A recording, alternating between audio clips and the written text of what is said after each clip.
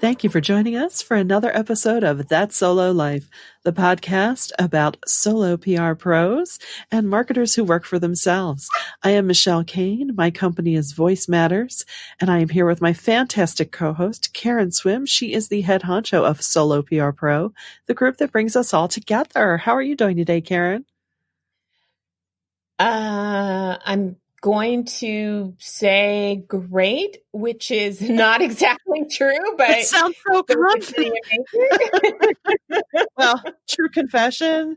Yeah, to our audience, it is hot. And I'm sure wherever you are, it is also hot.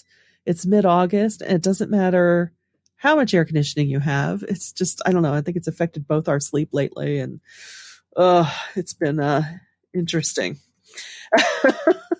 That just, life.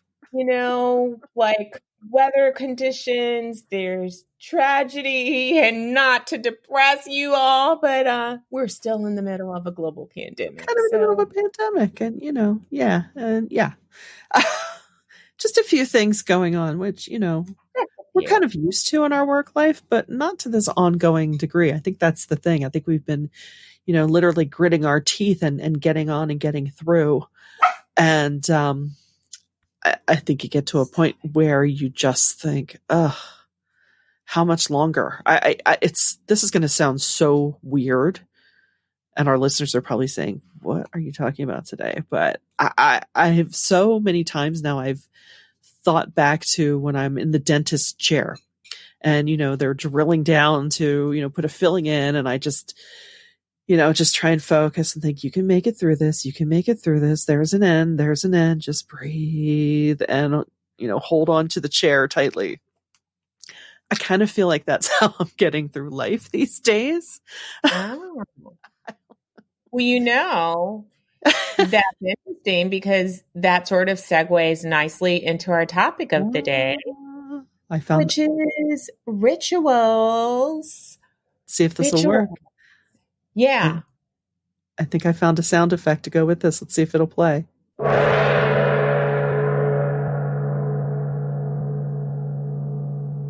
Yes, rituals. How about that? We're fancy. Oh, the production values you get when you listen to that solo life. I love it. No, it's true. So rituals can be very grounding.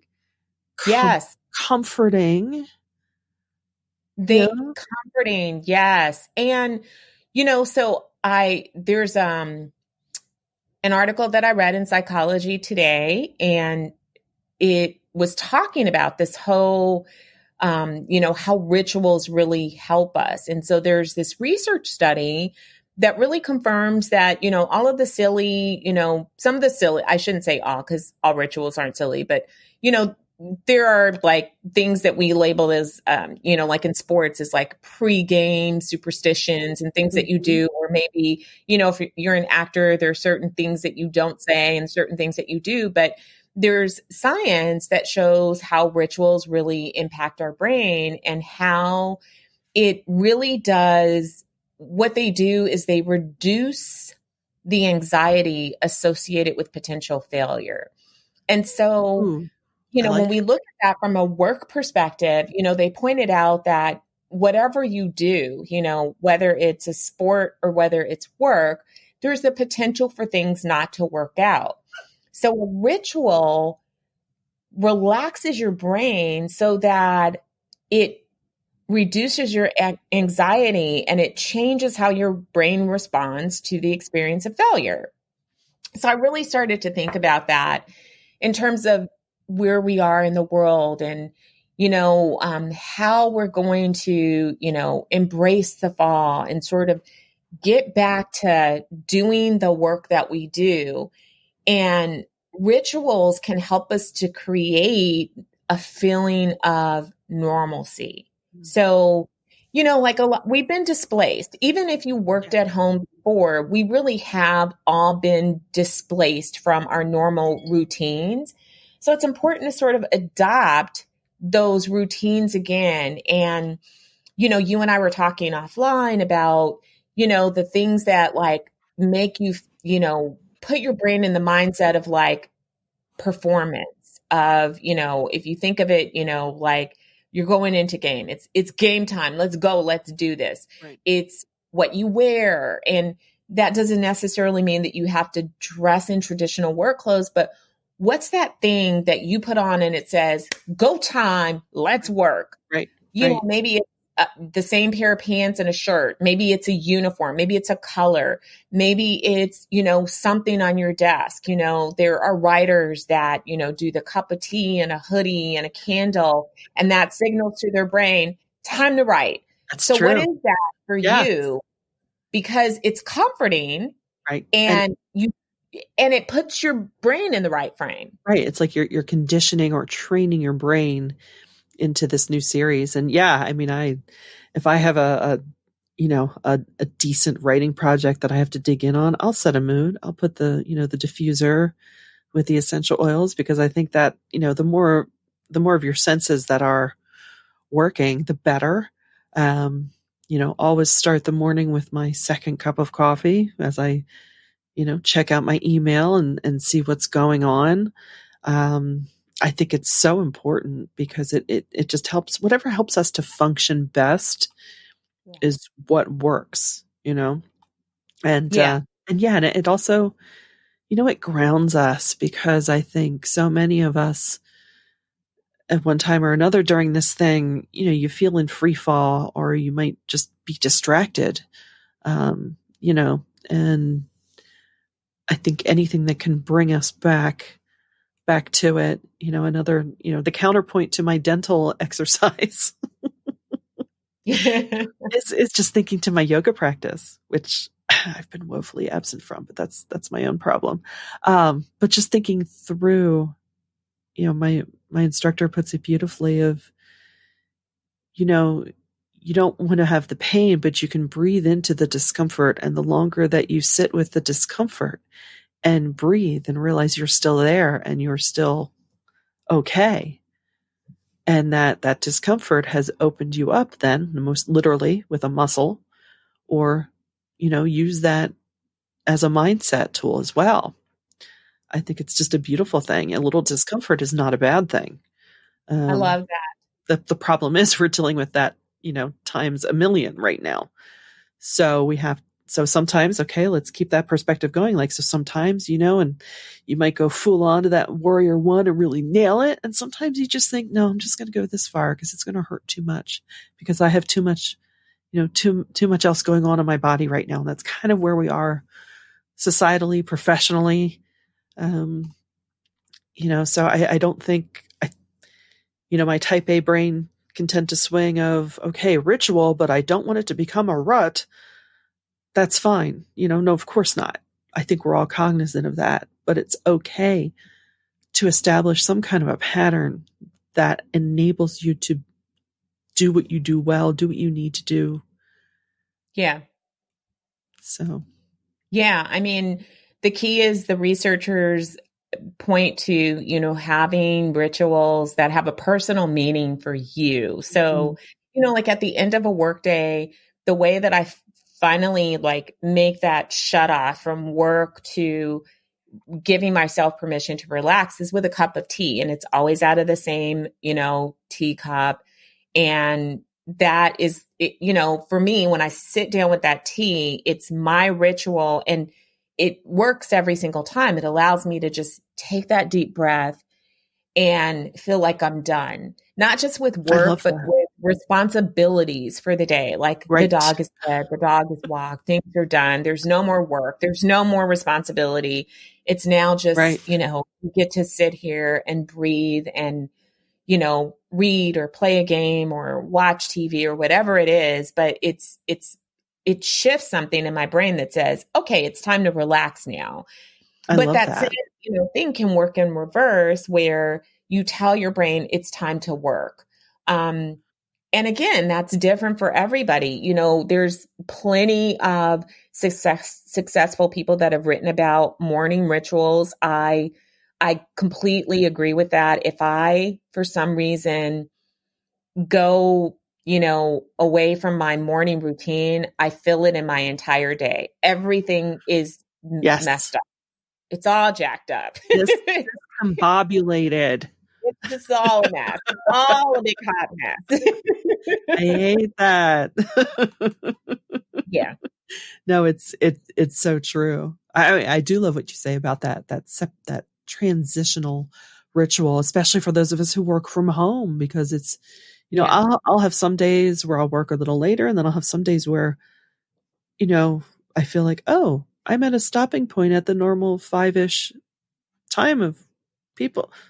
And I feel a little, it's weird to say. I'm like, what do I do? Yeah. Turn off the computer. Mm-hmm. So I think you're right.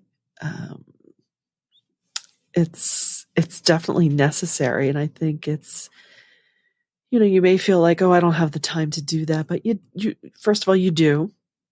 And I think it's important that you make the time of whatever that means for you. I know the word gratitude journal gets thrown around a lot and it can be blown off, but there is also some value to starting the day, with just some thoughts of what are you grateful for today? And even that turn of phrase where, let's say maybe you're not so excited about what's on your work to-do list today, but turning that I have to into an I get to.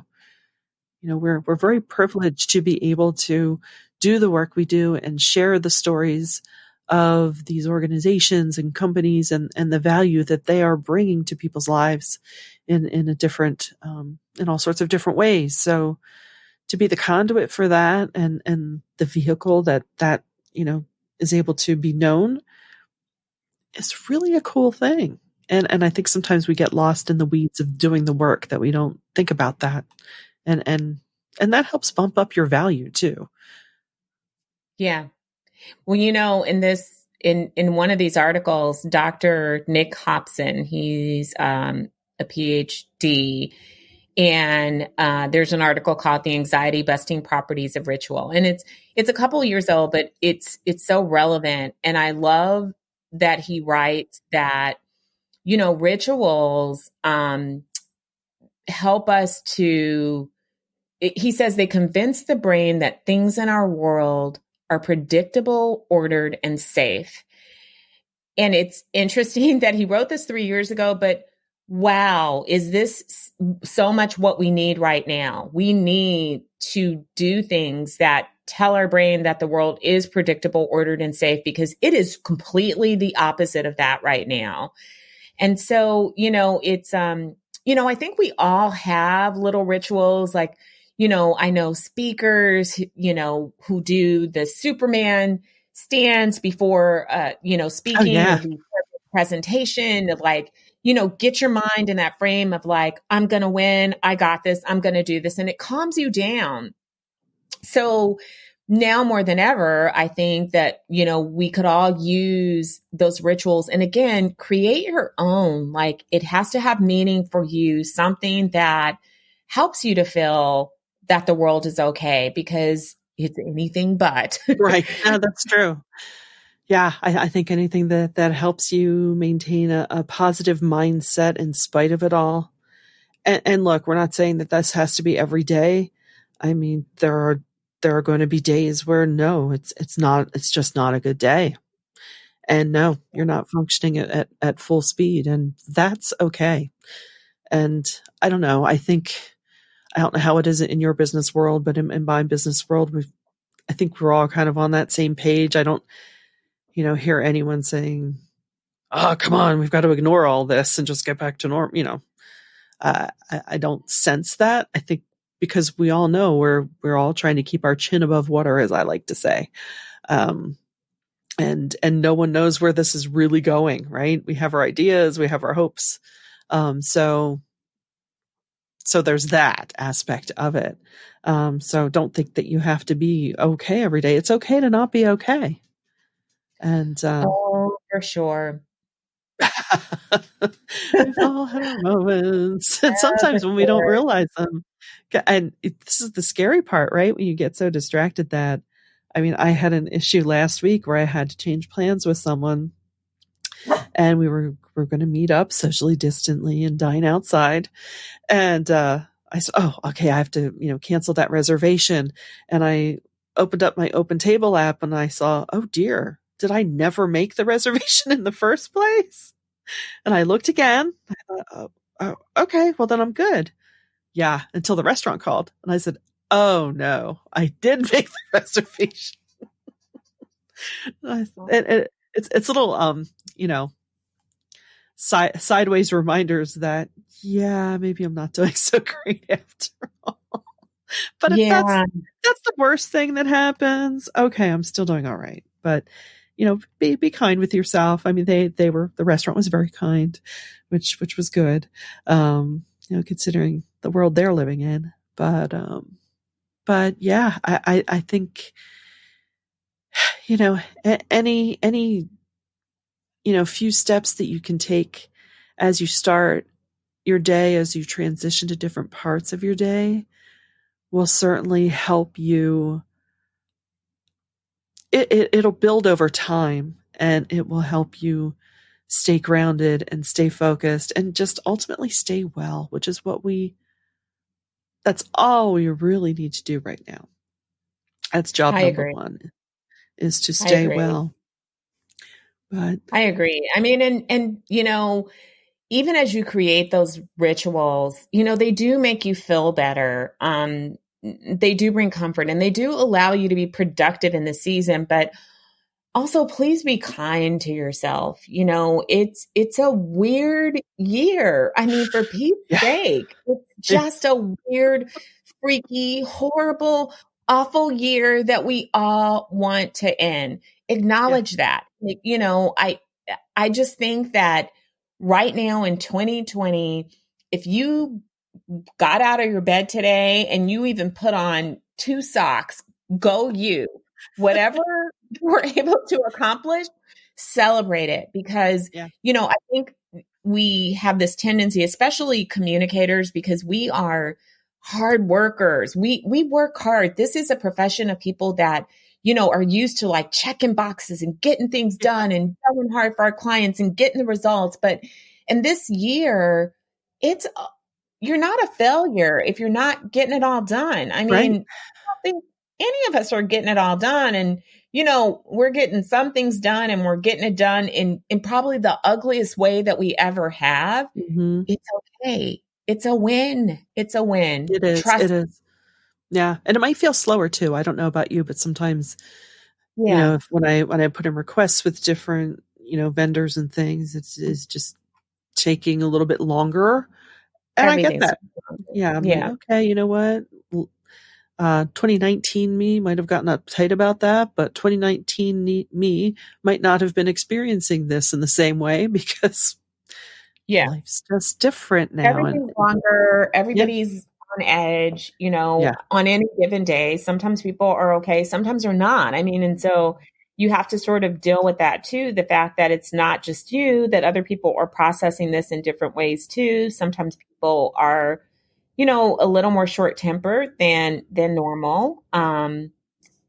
If that's you, it's been me for the past couple of days. I'm just gonna, be honest. I've really tried to control my interactions with people, because I know that it's, I don't ever want to take out a mood on anybody else. I'm tired and cranky, and it wouldn't be fair to inflict that on other people. So yeah, I mean, just, have a little grace with yourself, be patient with yourself, and, let us know, like, if you create some rituals that you want to share that you think that other people might be inspired by, please feel free to share that, mm-hmm. Drop us a note on social media, or if you want to email either of us, you can find us all over. Let us know. We'd love to hear that. And we want to not only share information with you, but allow everyone to be an encouragement to our whole audience. Absolutely. We want to know, what are your rituals? It'd be very cool to know. It would be cool. What's your favorite essential oil scent? Well, yeah.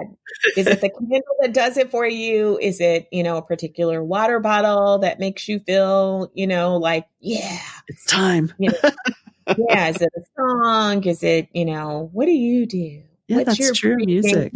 women's like ritual. Yeah, absolutely. We want to know, and we just want to thank you. If this is one of your rituals, if listening to us, first of all, we are tremendously honored if that's the case. But we want to hear from you. Hit us up at soloprpro.com. Make sure you subscribe. And if you find this content valuable, please do share it. We would appreciate that.